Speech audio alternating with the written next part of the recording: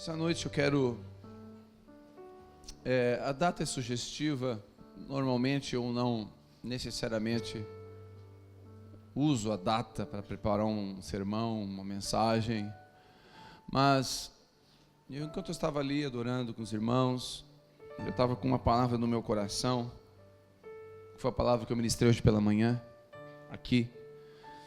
Mas o Senhor me conduziu a ministrar uma palavra que eu ministrei para os homens há algumas semanas atrás. Uma palavra sobre paternidade. A mensagem é curando a paternidade. E eu queria falar sobre isso essa noite. O Senhor me colocou paz no meu coração para falar sobre isso. E a paternidade, ela é algo violento demais, algo muito forte na vida das pessoas, porque ela gera muito impacto, tanto positivo como negativo.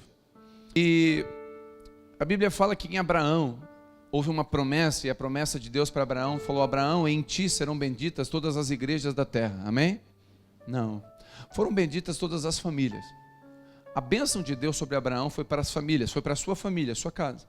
Se você, pela fé, é filho de Abraão, você crê em Jesus, você tem uma bênção sobre a sua família, amém?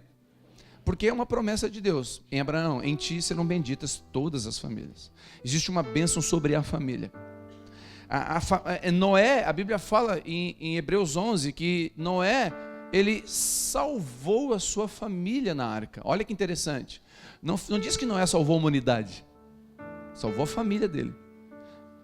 8 pessoas na arca, que são a família de Noé. Então, a família ela é restaurada e protegida por Deus na Bíblia o tempo todo. É o embrião, a célula embrionária, o começo, a célula mãe de toda a sociedade. Toda a sociedade nasce com uma família. Sem uma família, sem pai e mãe, não há uma sociedade, não há vida, não prospera, não há continuidade, não há geração pós geração. Estanca sem a família. A Bíblia fala na Páscoa, em Êxodo, que era um cordeiro morto por família. Cada casa, cada família tinha o sangue do cordeiro na porta, era por família. É interessante que Jesus cresceu em uma família. Por que Jesus cresceu em uma família e poderia nascer grande igual Adão? Adão já nasceu adulto, irmão. Já nasceu com 40 anos, resolvido já. Né? Já não precisou jogar videogame, descer de carretilha, não precisou nada. Adão já nasceu adulto. Jesus poderia nascer com 30 anos, já pronto, lá, já nascendo, surgir das águas do Jordão, já sair batizado já das águas, pronto. Mas não, Jesus nasce numa família. Por quê? Porque Deus preserva o modelo. Posso ouvir um amém? Deus preserva o modelo, e o modelo é família. O modelo é família. O princípio é família. Família doente, igreja doente. Família curada, igreja curada. O princípio é a família. Deus o tempo inteiro preservando. E dentro desse princípio da família, o pai tem uma liderança natural. Os pais, eu falo do gênero masculino, ele tem um poder muito grande, tanto de curar como de ferir. O pai tem um poder muito grande de abençoar ou de amaldiçoar. O pai e a mãe, mas hoje eu falo dos pais, tem um poder muito grande. E o pai, especificamente, dentro dessa autoridade que ele tem, da responsabilidade que ele tem, ele comunica para o filho, ele transfere para o filho, ele passa para o filho pelo menos 3 princípios, 3 valores. Tem 3 coisas na minha e na sua vida que foram emplacados ou retirados pelo pai. Ou pela presença ou pela ausência. O pai tem um poder violento sobre os filhos de emplacar esses valores. E esses 3 valores, tem muitos valores, mas eu queria trabalhar esses 3. E esses 3 valores são direção, limite e proteção. Talvez você já ouviu pessoas pregarem sobre isso, falarem sobre isso.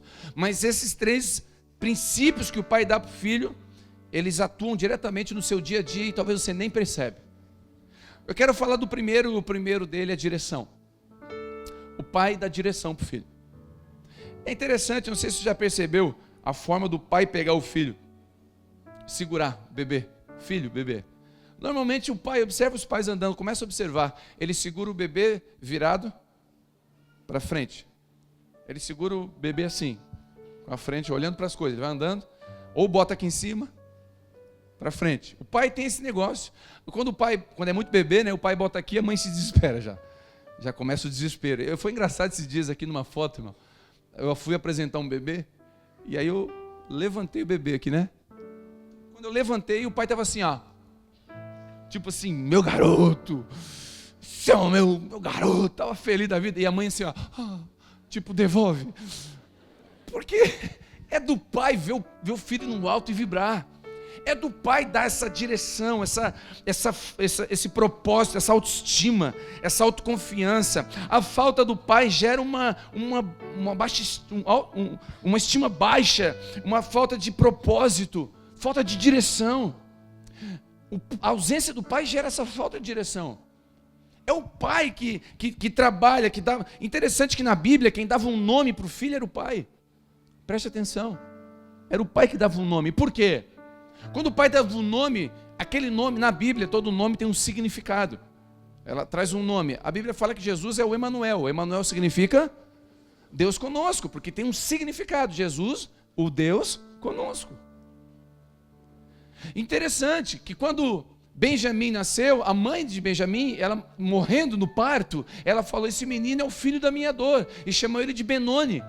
E deu o nome do menino, o nome dele é Benoni, que é o filho da minha dor. Agora tu imagina esse menino, a mãe morreu, ele crescendo: ó, filho da minha dor, vem cá. Filho da minha dor, esquenta água. Filho da minha dor, paga a luz. Filho da minha dor, anota. Imagina esse menino crescendo, ouvindo isso vai gerar sobre ele o quê? Uma identidade. E agora o pai, quando soube que a mãe deu esse nome, o que o pai fez? Não, o nome desse menino é Benjamim, filho da minha força. E agora esse menino cresceu como? Filho da minha força, vai lá. Filho da minha força, estuda, tu consegue. Filho da minha força, vai lá. Filho, vem cá. Filho da minha força, filho. Ele cresceu ouvindo isso. E aí você gera uma identidade. Você sabe, olha que interessante. Os profetas de Baal estavam dizendo que Baal era Deus. Sim ou não? Baal era Deus, Baal é Deus. E aí quem foi que foi lá lutar contra eles? Quem foi? Elias. Sabe o que significa Elias? Só Jeová é Deus. Elias cresceu ouvindo: só Jeová é Deus. Vai lavar a louça. Só Jeová é Deus. Vai para lá. Só Jeová é Deus. Vem cá, sai da internet. Só Jeová é Deus. Só Jeová é Deus. Só Jeová é Deus. Aí ele cresce ouvindo o quê? Só Jeová é Deus. Agora ele ouve assim: Baal é Deus. Ele, opa, tem algo estranho. A minha identidade diz que só Jeová é Deus. E aí ele enfrenta os profetas de Baal com toda a autoridade que nós não teríamos. Por quê? Porque ele tinha uma identidade. Que quem deu? O pai. O pai gera isso. O pai gera essa identidade. O pai, quando não sabemos quem somos, o nosso valor, a nossa vocação, nós somos levados para qualquer conversa. A falta do pai vai gerar pessoas que não se valorizam, pessoas sem identidade. Jovens que não sabem dizer não para a droga, porque ele quer ser aceito no bando. E aí para ser aceito no bando, ele tem que dar uma puxada na maconha. E aí o que ele faz? Ele faz isso para ser aceito no bando, porque ele não tem talvez uma identidade. Alguém dizendo: você é diferente, filho, você é especial, Deus criou você, você nasceu no ventre da tua mãe, Deus te escolheu. Cara, alguém que deu direção. E é um pai que faz isso. Quantos estão entendendo? Pessoas são Marias, vai com as outras, gente que tem a necessidade de estar no centro, de ser aprovados. Quando o pai nos amaldiçoa, por exemplo, nós andamos com rótulos, palavras que não saem da nossa cabeça, palavras que nos norteiam, nos definem. Você é igual a sua mãe, você está vendo? Essa desgraça, você é igual, você ouviu isso a vida toda. O culpado de eu me separar do seu pai foi você, quando você nasceu. Você ouviu isso a vida toda. Isso vai norteando você. A falta de um pai gera pessoas sem propósito. Um pai gera direção. Nós andamos sem rumo, sem saber por que estamos aqui. Quem não tem paternidade não é definido, por exemplo, na sua profissão. Pessoas que não definem, está com 50 anos, não definiu uma profissão, porque faltou um pai dizendo: cara, você é capaz, você consegue. Como estou entendendo? Irmãos, isso é muito sério. Espiritualmente, pessoas que não sabem sua vocação, seu chamado, porque não tiveram um pai, tanto um pai natural como um pai espiritual. Eu tenho irmãos aqui que ministram aqui, irmãos, que eu tenho que encorajar. Tem um irmão aqui que ministra, o Renan, ministra aqui sempre uma palavra, ele tem uma palavra de bênção. Só que ele sempre com medo, eu tenho que afirmar ele o tempo todo. Vai lá ministrar, cara, mas eu não sei se eu... Vai lá ministrar. Ele termina de ministrar, as pessoas recebem a palavra, vem falar para mim, que palavra legal que ele deu, cara. Pô, que palavra que o Renan deu. Eu pego esse áudio, eu pego essa mensagem. Olha aqui, Renan. Tá vendo como Deus te usa? Afirmando ele, acreditando. Porque o que não falta é gente para criticar. Está faltando homens e mulheres de Deus para encorajar. Para olhar para o potencial e não para os defeitos. Já está o diabo olhando para o defeito, tá bom? Não ajuda o diabo. É fácil olhar. A gente olha os defeitos. Cara, em nome de Jesus, nós temos que começar a ter a cultura da honra, que é olhar para a virtude das pessoas. Jesus olhou para as virtudes.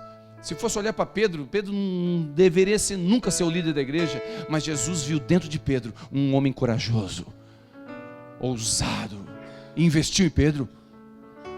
Jesus investiu em Moisés, que tinha uma fala pesada, era meio gago, o cara tinha dificuldade de falar, mas tinha um coração obediente. Deus não olhou para a gagueira de Moisés, olhou para o coração de Moisés. Davi era um cara que cometeu erros que eu e você não cometemos, mas Deus olhou para o que havia de bom em Davi, um coração quebrantado e contrito. Nós temos que começar a olhar para aquilo que é bom. Pais, em nome de Jesus, seus filhos têm defeitos. Tem defeitos. Mas não olha para os defeitos dos seus filhos, investe na virtude deles. Onde é que é a virtude dele? Talvez ele não vai ser um cara que vai tirar nota 10 e vai passar em qualquer faculdade, não. Talvez o seu filho é aquele que se arrasta na escola. Mas quando abraça alguém, essa pessoa é curada. Alguém que quando canta, acalma o coração de um monte de gente. Tem virtudes nele. Olha as virtudes e investe. Olha as virtudes e acredita. Olha as virtudes dele. Segunda característica são limites. Queridos, a direção é tão forte. As pessoas são influenciadas pelo meio de forma tão forte quando você não tem identidade. Eu ouvi uma pesquisa, talvez você ouviu também. Uma pesquisa eu ouvi de um cara que está fazendo uma pesquisa, eu não sei se é na tropa de elite do Rio de Janeiro ou de São Paulo, mas é na tropa de elite da polícia. E ele sobe o morro com um parafal, um fuzil, com uma GoPro, uma câmera fixada no fuzil, e ele sobe o morro, e ele, quando ele vai prender o traficante, ele prende o traficante, tudo filmando, e depois de prender, ele algema, prende, ele apontado o fuzil para ele, filmando, ele fala, onde é que está o seu pai? Ele está fazendo algumas perguntas, ele está fazendo uma pesquisa, ele pergunta, onde é que está o seu pai? É a primeira pergunta que ele faz. Irmãos, todos os traficantes, todos, respondem a mesma coisa. Eu não tenho, não sei ou morreu. A falta de um pai vai faltar referência. Aí quem vai virar referência? Vai faltar referência. E é fácil a gente dar pedrada. Eu não estou justificando o erro de ninguém. Não estou dizendo que tráfico tem que prender. Tem mesmo, não estou entrando no mérito, irmãos. Eu só estou tentando enxergar as consequências da falta de um pai. Limites. O pai que estabelece limites, fronteira. Esses limites nos educam, nos protegem. E pode ser, só que esse limite pode ser por medo ou por honra. Ô, irmão, tem pai que coloca limite em casa, mas é debaixo do medo. Quando o pai aponta, está chegando em casa, o temor, o tremor e o medo invade a casa. Aí o limite está, o filho obedece, mas obedece com medo da agressividade, com medo da grosseria. E aí o filho obedece, até o ponto que está livre. Aí a hora que faz 18 anos, a hora que casa, ultrapassa todos os limites. Porque não foi ensinado a ter temor, mas por medo. Quando um pai coloca limites por medo, a primeira oportunidade que seu filho tiver, ele vai ultrapassar os limites. E vai sofrer danos terríveis. Tem pessoas aqui me ouvindo agora com danos terríveis, porque passaram limites. Passaram limites porque quiseram, sei lá, chamar atenção, provar alguma coisa, porque foi tão oprimido. Queridos, escute, é muito fácil chamar filho de rebelde. Tem que olhar se não tem pai opressor, porque toda opressão gera filho rebelde. É fácil chamar crente de rebelde, chamar irmão da igreja de rebelde, porque está pensando ou está contrariando opressões de púlpito. É fácil. Os pastores oprimem dos púlpitos, aí chamam o filho de rebelde, mas toda opressão gera rebelião. O movimento hippie nasceu pós-guerra, uma resposta à opressão.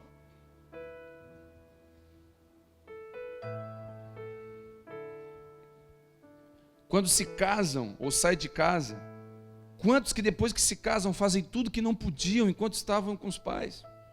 Muitos filhos de crentes são tão oprimidos na igreja, que na primeira oportunidade mergulham numa rebelião tão grande. Irmãos, eu lembro quando eu ia para a noite, eu não era crente, eu ia para a Night Som, DJ Eusébio, as mais nervosas.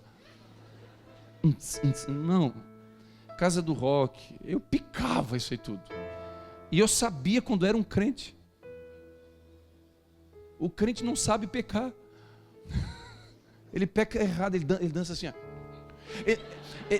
Ele é ruim para tudo. Tu olhava, aquele ali é filho de crente, né? E aí tu via que ele bebia, ele não curtia, ele bebia, caía. É filho de crente, né? Porque ele não tinha noção, ele não tinha limite, porque ele foi educado debaixo de um sistema religioso tão bruto, que quando ele saiu, ele se afundou em tudo. Eu lembro dos crentes quando iam na minha casa, eles ficavam na frente da televisão assim, ó. Ô irmão, vamos brincar. Porque na casa dele não podia ver televisão. Então ele... Eu ia jogar videogames com o Atari. Quem tinha Atari? Jogando Atari, Enduro. Fui jogar e eles ficavam assim, com a língua para atravessada. Irmão, era 3 dias sem comer, ele ficava. Porque é filho de crente. Eu dizia, é filho de crente. A gente sabia que era filho de crente. Ultrapassava todos os limites. De droga, de noite, de tudo. Não tem noção de limite. Por quê? Porque a opressão gera isso. A falta de limite, a libertinagem também gera essas coisas. Os dois extremos são perigosos. E quem faz isso? O pai. O pai que tem uma régua de equilíbrio. É o pai que fala, olha filho, isso aqui é prejudicial para você. Queridos, desde pequeno eu tento ensinar minhas filhas o que é certo e o que é errado. Mas quem decide é elas. A Vitória já tem liberdade e autonomia para algumas coisas. E ela assume as responsabilidades dela. Porque eu não vou conseguir estar com a Vitória o dia que um menino chegar para ela e falar assim, vem cá, eu quero te levar ali para o canto. Eu não vou estar junto. Mas aquilo que eu imprimi de limite, de temor do Senhor dentro dela, vai gritar ali na hora. Esses dias um menino chegou para ela e falou, sabia que tu é bonita? Ela falou, sabia. Porque meu pai me fala desde que eu nasci. Meu irmão, desde a barriga eu falo que ela é princesa, ela é linda, ela é maravilhosa, ela é top. Desde pequeno. Ah, mas eu não acho. O problema é seu, eu sou o pai, eu estou dizendo. Tá, acabou, eu falei, as tuas palavras me definem, Senhor. São as palavras do Pai que definem, que dão limites. Os limites devem ser ensinados pelo exemplo e por honra, pois esses limites nortearão a vida dos nossos filhos. O pai tem essa responsabilidade. Quantos aqui nessa noite, não precisa levantar a mão, ultrapassaram tantos limites que pagam um preço até hoje? Fugiram de casa, casaram precipitadamente. Para sair de casa casaram. Fugindo de opressão. A ausência de um pai maduro e bem posicionado gera lacunas terríveis, onde muitos, ao ultrapassarem os limites, conhecem o mundo das drogas, libertinagem, até o mundo do crime. Limites com dinheiro, limites com jogos, limites com comida. O pai tem o poder de gerar esse ambiente onde há um limite da honra. Os pais têm a responsabilidade de ensinar limite aos filhos. Terceiro, proteção. Então o pai gera direção, o pai gera limite e o pai gera proteção. É o pai que traz a sensação de segurança. É o pai interessante quando eu sempre falo isso quando a gente vai viajar, agora não, né? Agora a minha esposa está dirigindo um pouquinho melhor, tirando que ela bateu o carro semana passada, aleluia.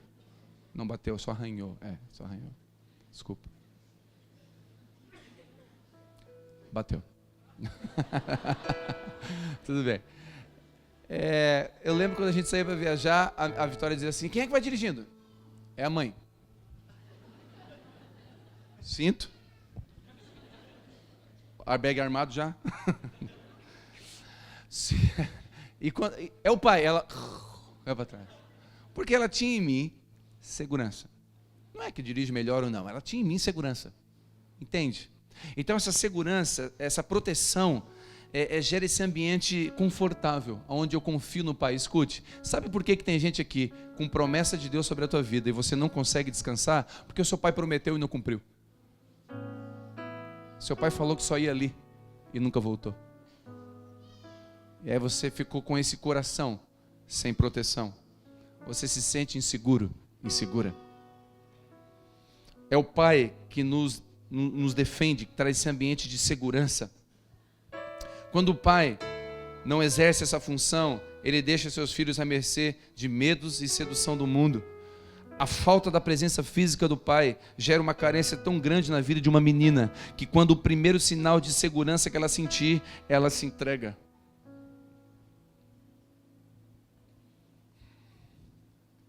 Muitos buscam suprir segurança nas drogas, depressão e até no ativismo religioso, sabia?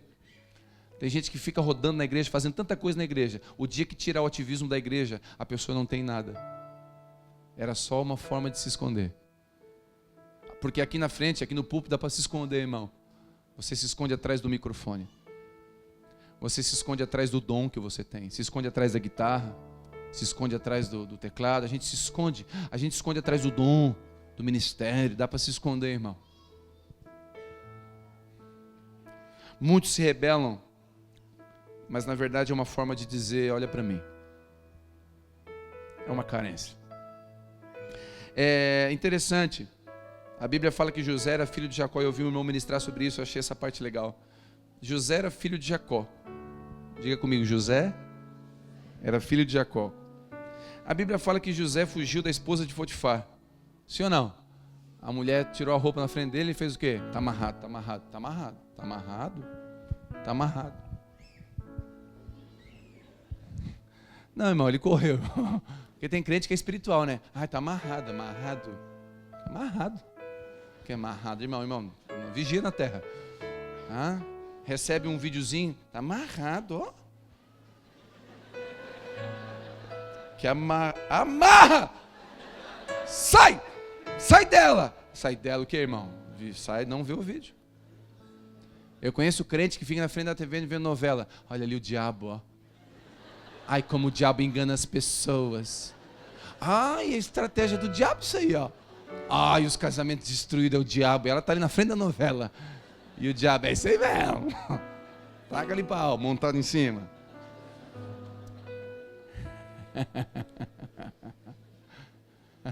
Tem gente rindo assim. Pegou, né? Pegou, santo. A Bíblia fala que José fugiu da esposa de Potifar. Sabe com que ele aprendeu isso? Com seu pai, Jacó. Imagina a mãe de José contando a história. Filho, seu pai trabalhou 14 anos para me ter. Seu pai era um homem de honra. Valorizou a minha vida, filho. Eu não sou uma mulher qualquer, ele trabalhou por mim. Imagina José ouvindo essa história. Agora ele encontra uma mulher se oferecendo para ele. Tive um pai que me ensinou.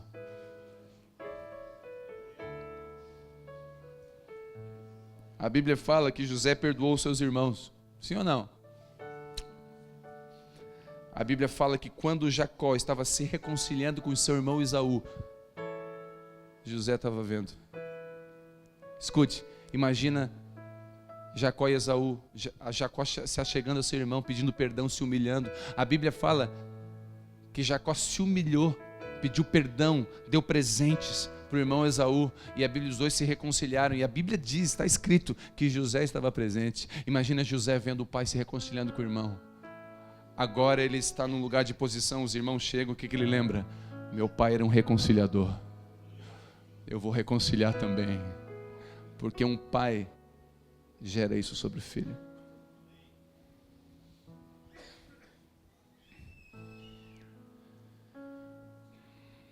Sabe,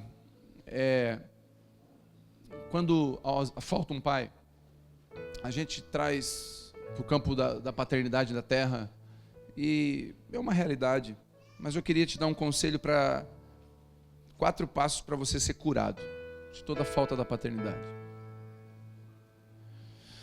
E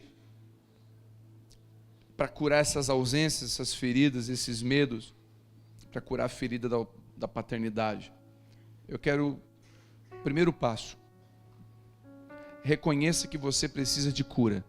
Só existe cura para quem admite que está doente. Reconheça que você não consegue sozinho. Reconheça que você está falhando como marido, você está falhando como esposa. Reconheça que você saiu de casa errado. Reconheça que você casou para fugir. Reconheça isso. Reconheça o erro. Reconheça a dor. Assuma a ferida. Assuma que você não tem conseguido vencer limites, você tem ultrapassado limites. Você não tem conseguido vencer pensamentos de mediocridade. Você não consegue ver. Toda prova que aparece na sua vida, você acha que você vai ser reprovado porque você cresceu assim. Tem palavras de maldição sobre você, elas estão na sua mente, e o Senhor está dizendo, reconheça. Segundo, entenda e perdoe seu pai, porque ele não podia te dar o que não tinha. Libere ele. Se ele já morreu, libere ele. Se ele não morreu, procure ele. E abençoe ele. Eu acho legal, o meu pai está aqui. Meu pai é meio turrão, meio italiano, né? E eu acho legal quando eu vou abraçar ele, eu abraço ele assim, né? Ô pai, te amo, ele. Tá bom, tá bom. Tá bom.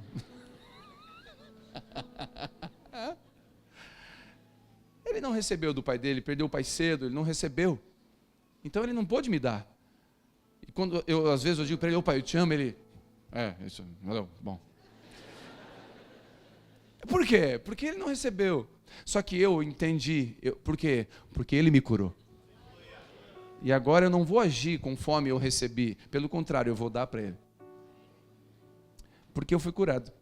Eu fui curado por quê? Primeiro porque eu reconheci que precisava de cura. Quando eu me converti, eu me enfiei dentro da igreja 7 dias por semana. Fazia tudo na igreja. Sabe por quê? Porque eu achava que quanto melhor eu fosse, mais certinho eu fosse, mais Deus me amava. Porque eu crescia aprendendo assim. Mas o Senhor foi me ensinando a graça, e eu entendi a graça. E eu fui curado, aí eu reconheci as minhas mazelas. Quando eu reconheci, eu perdoei. Toda e qualquer possível falha. Meu pai é um herói, meu pai é uma bênção, eu tenho ele como exemplo. Mas toda falha que ele tem, eu sei ver as falhas, a gente vê as falhas. Eu perdoei. Liberei. Não ficou nada. Isso para mim foi libertador. Primeiro, reconheça. Segundo, entenda seu pai e perdoe. Terceiro, peça perdão a Deus se você foi rebelde. Mas ele foi um opressor. Peça perdão a Deus se você foi rebelde. Mas ele não merece. Peça perdão se você foi rebelde. Pelos limites ultrapassados.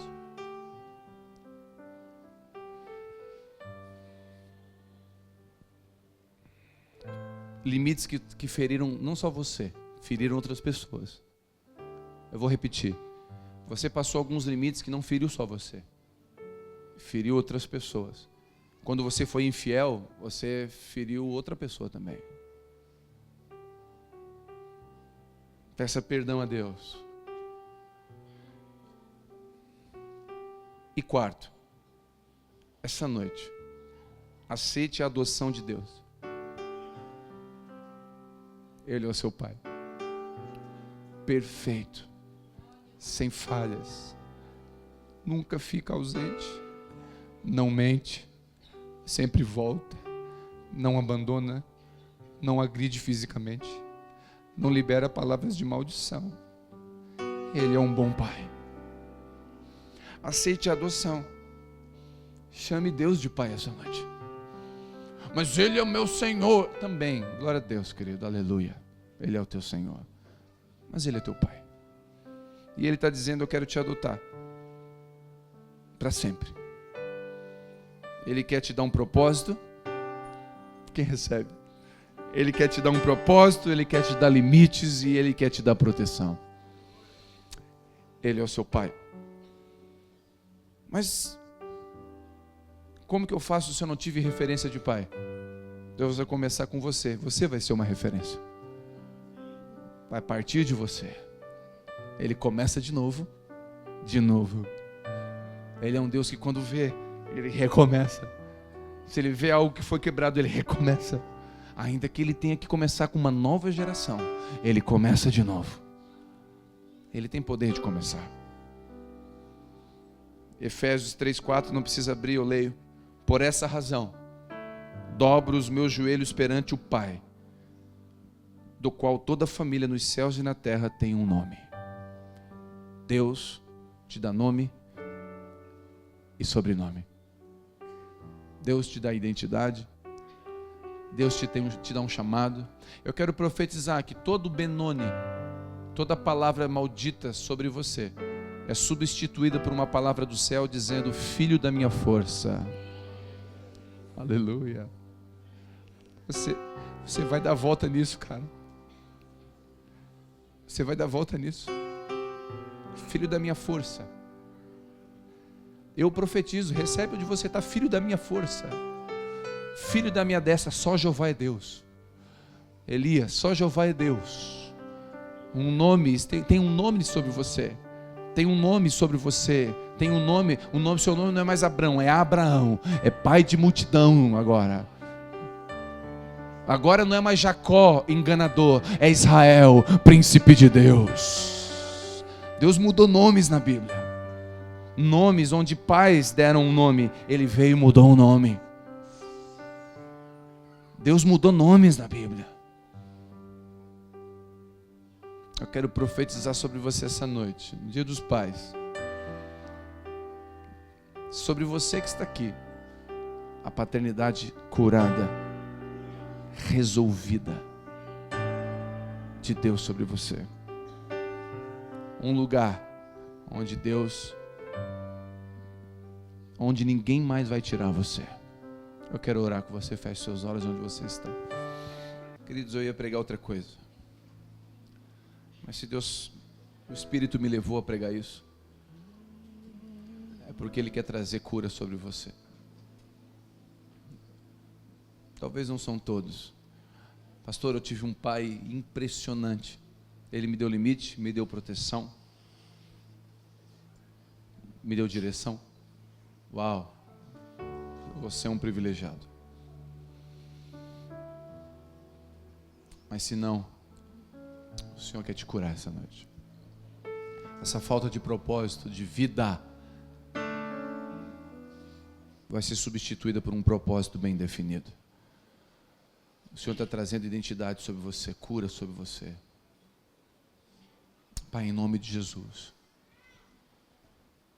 eu quero abençoar, Senhor, cada um dos que estão aqui.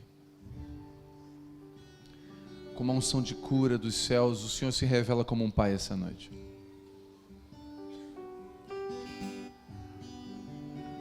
O Senhor se revela como um pai. O Diego vai ministrar paternidade agora, porque ele pode.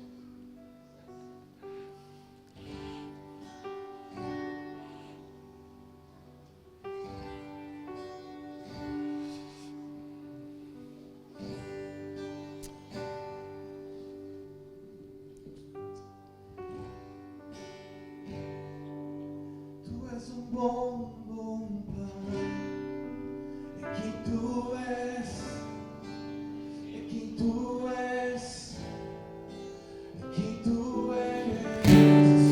amado por ti. É quem eu sou, é quem eu sou, é quem eu sou. Tu és um bom, bom Pai. É quem tu és, é quem tu és, é quem tu és. Eu sou amado por ti. É quem eu sou, é quem eu sou, é quem eu sou. És perfeito em tudo que faz. És perfeito em tudo que faz. És perfeito em tudo que faz pra nós. Diga, Ele é perfeito. És perfeito em tudo que faz.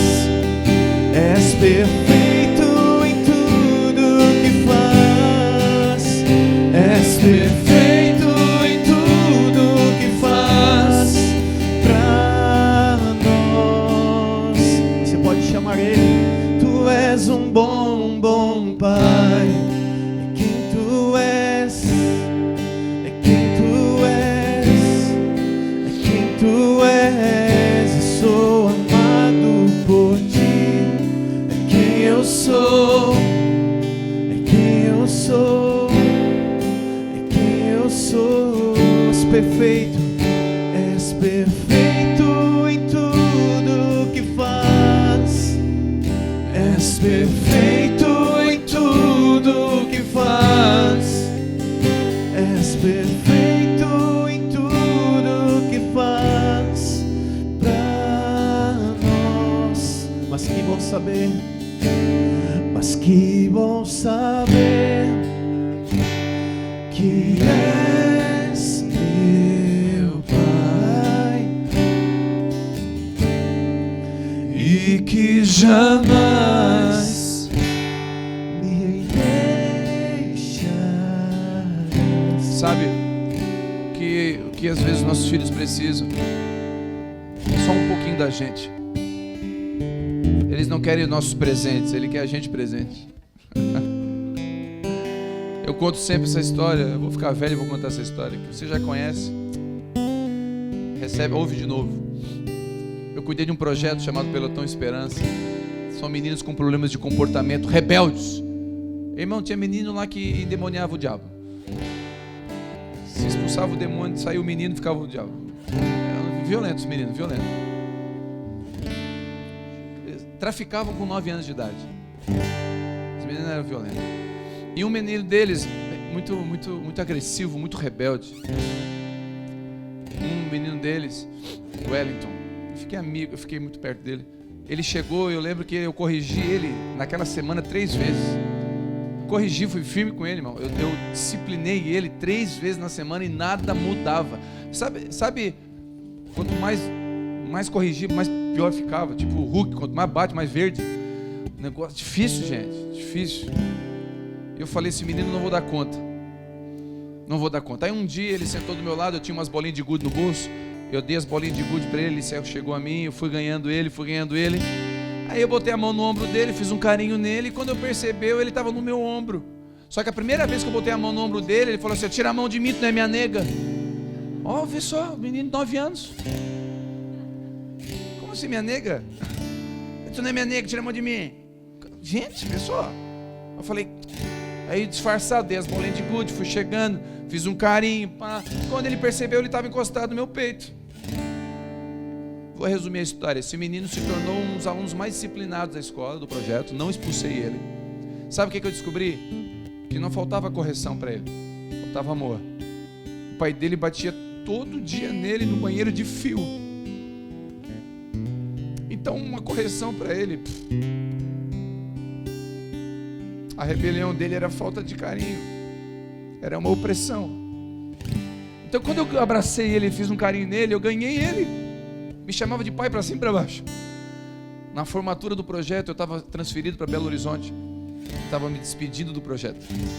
Na formatura do projeto, eu lembro que eu estava aqui fazendo a narração do evento, e aí o prefeito da cidade, na época, estava com uma bicicleta para dar para ele, porque ele foi um dos melhores alunos, ele ganhou uma bicicleta. E ele estava com a bicicleta e uma bola oficial na mão, esperando o Wellington da Silva. Eu chamei, né? Wellington da Silva! Aí ele levantou, todo mundo aplaudiu, ele veio aos prantos. Ele passou do lado da bicicleta e veio em mim.